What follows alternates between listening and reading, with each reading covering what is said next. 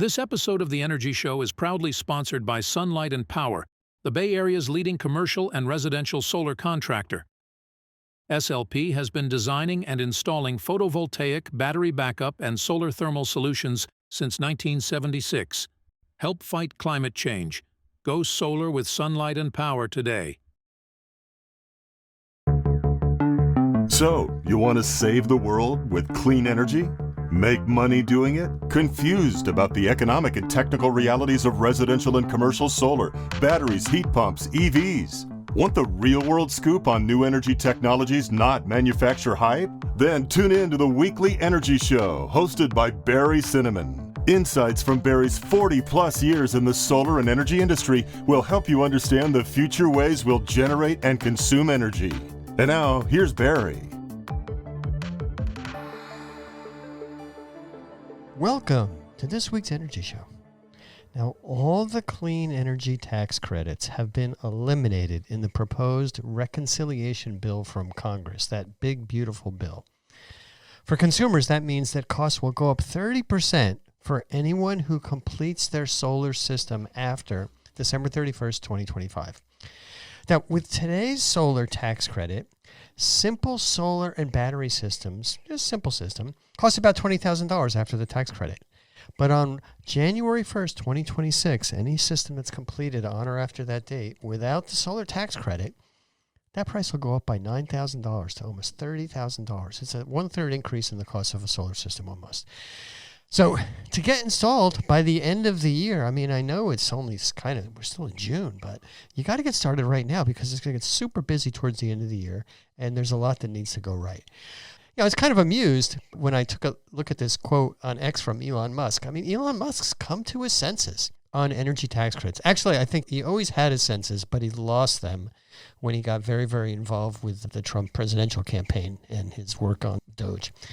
So recently Elon Musk criticized the Republicans' big, beautiful bill, or BBB, for gutting clean energy tax credits.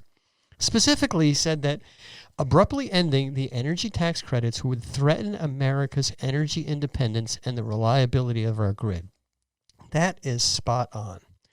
And I'd also like to add that it's going to dramatically increase home electricity costs. Now, I'm an optimist. Otherwise, I wouldn't be in the solar energy business for very long. I've been following the details of the deliberations in Congress on this big, beautiful bill, since they started talking. So kind of looking at it realistically, Congress has three goals. The three biggest goals, based on what the White House wants to do, is extend the tax cuts, reduce the deficit, and preserve Medicaid. Unfortunately, most Republicans in Congress say they hate clean energy credits. They're opposed to them. There's a few that like it, or there may be a few more, but they don't want to talk about it. As a result, the first draft of the reconciliation bill eliminated the residential tax credits in part of the tax code called Section 25. All the residential tax credits for clean energy, gone.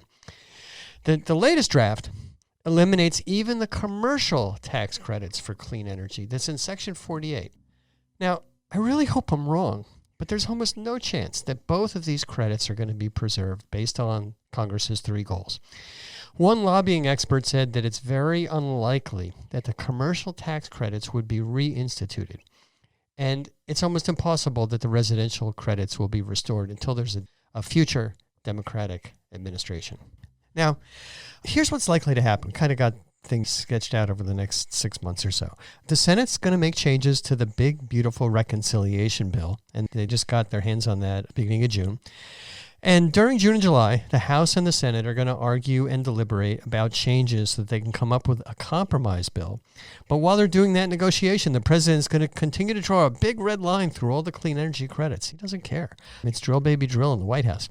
The Republicans will fall into line.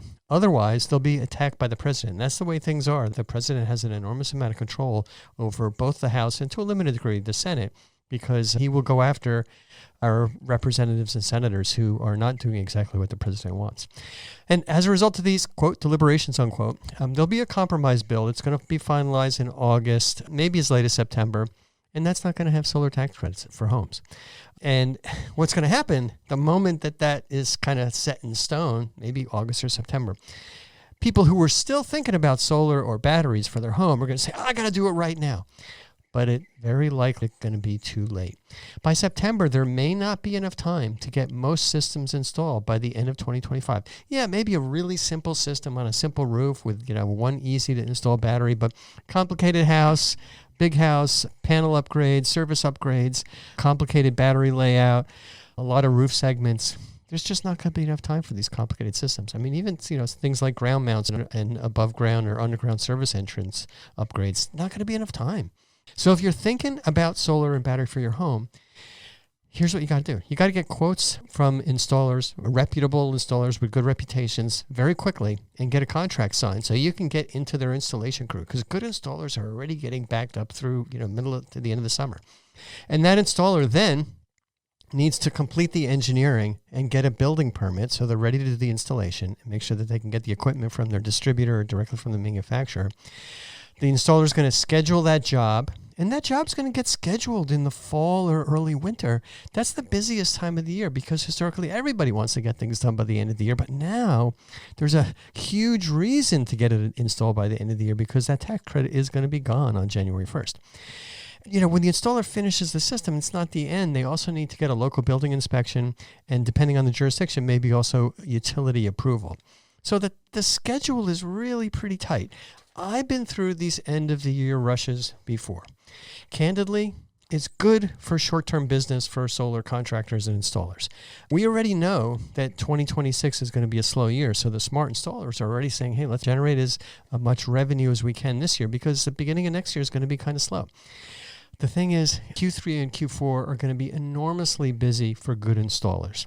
And here's what's happening. From an installer standpoint, they're faced with 5 big end-of-year challenges.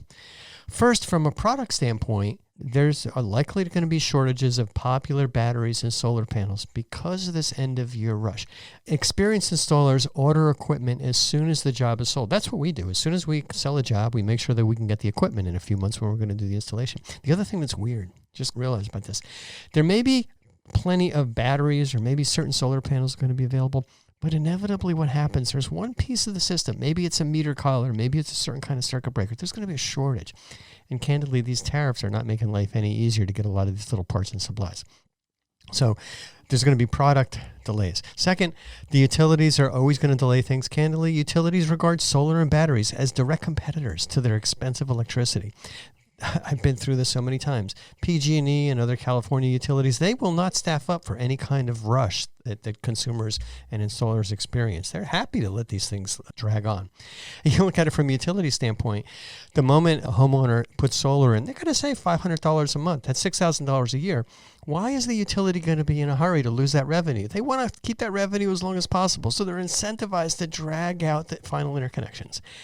And then third, from a city building department standpoint, many cities have complicated solar and battery permitting procedures. Now, some cities, like San Jose, you can get a permit very, very quickly. Other cities take like 2 or 3 months to get a permit. They just have many, many steps to go through.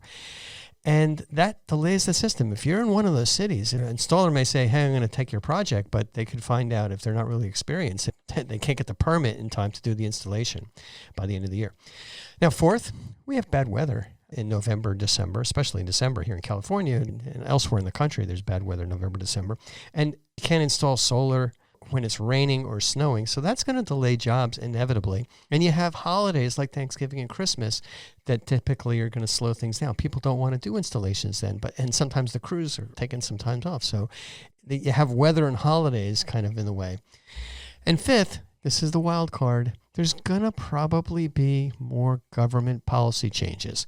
We've learned so far through 2025 that there's a lot of uncertainty. I personally don't believe that this uncertainty is going to go away anytime soon. There may be changes with tariffs, with company prohibitions, with new policies, with products that are barred from being imported into the U.S. I don't know what these policy changes are going to be, but I'm pretty sure we're going to experience some delays from those. So I've been riding this solar coaster here in California for almost 25 years. I've experienced a number of end-of-year cliffs, like California rebate reductions, like tax credits gradually stepping down by 5% or 4%.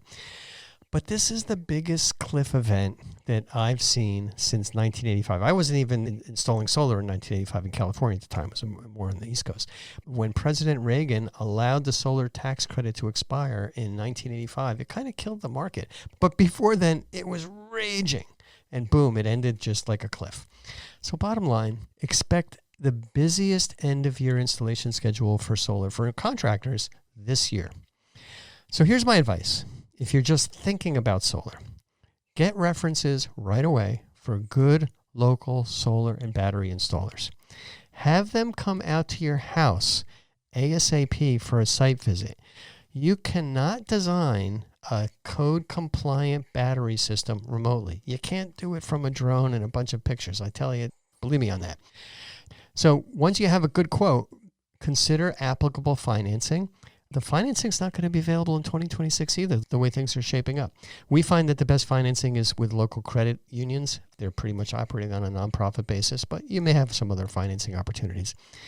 So once you've got that design and you're comfortable and you've got a quote, commit to the contractor as quickly as you can because their schedule is going to fill up. That means get that contract signed as soon as you can so they can get you into the permitting process and get the system designed and reserve your equipment.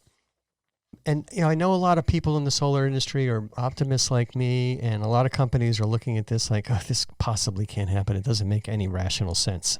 But as Elon Musk said, it could be really bad. It doesn't make sense, but I think it's going to happen. So it's a long shot bet that the tax credits will be extended. I'll consider myself very lucky if in 2026 we've got significant solar and battery tax credits. So if you're thinking about solar and a battery, I have 3 simple words of advice. Do not wait. That's all the time we have on this week's Energy Show. Thanks to all of our listeners for tuning in. And if you missed any of today's show, you can always go to our website at energyshow.biz and listen to the podcasts.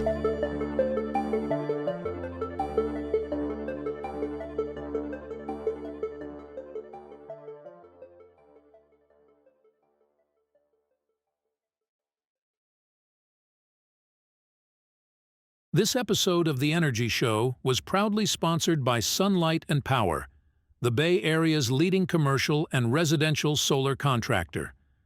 SLP has been designing and installing photovoltaic, battery backup, and solar thermal solutions since 1976.